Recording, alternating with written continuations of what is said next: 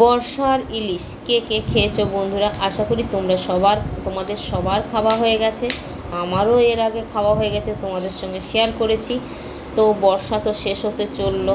তো দাদাভাই বেলায় বাজারে গিয়েছিল, হঠাৎ দেখছে ইলিশ মাছ, বিশাল বড় একটা ইলিশ পেয়ে গেছে।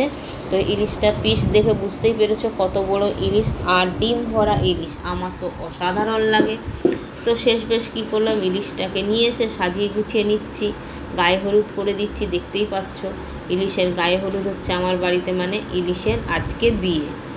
তো গায়ে হলুদ করে দিলাম, করে টোরে দিয়ে, আর দাদাভাইকে তো মুখ করতে ছাড়লাম না। দাদাভাইকে মুখ করছিলাম আমি যে তুমি অসময়ে ইলিশ মাছটাকে নিয়ে এসেছো, এবারে রান্না করতে হবে। আমার তো রান্না বান্না ঠিকঠাক হয়ে গেছে, কি করব। দাদাভাই বললো এসব ছেড়ে দাও, তুমি আজকে ইলিশ ভাপা করো, আমি ইলিশ ভাপাই খাবো।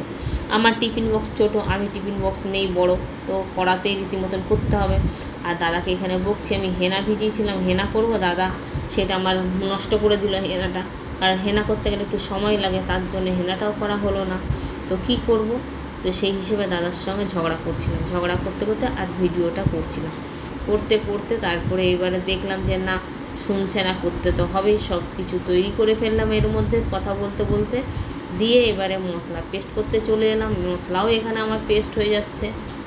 পেস্ট হয়ে যাওয়ার পর এবার ইলিশের গায়ে আমি ঢেলে দিলাম পেস্টটাকে ঢেলে দিয়ে দেখো খুব সুন্দরভাবে সর্ষের তেল, আবার একটু কাঁচা তেল দিলাম, সর্ষে বাটা দিলাম, ব্যাস মাখানো হয়ে গেল। হয়ে যাওয়ার পর আর এত গন্ধ ছাড়ছে কি বলবো, তার মধ্যে তোমাদের শেয়ার করলাম খুব বৃষ্টি হচ্ছে, তো ইলিশ ভাপা হয়ে গেল।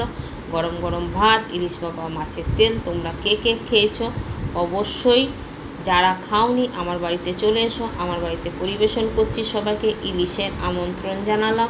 ভিডিওটা কেমন লাগলো লাইক কমেন্ট শেয়ার করে দিও, যারা যারা সাবস্ক্রাইব করেনি করে দিও। টাটা বন্ধুরা। এখন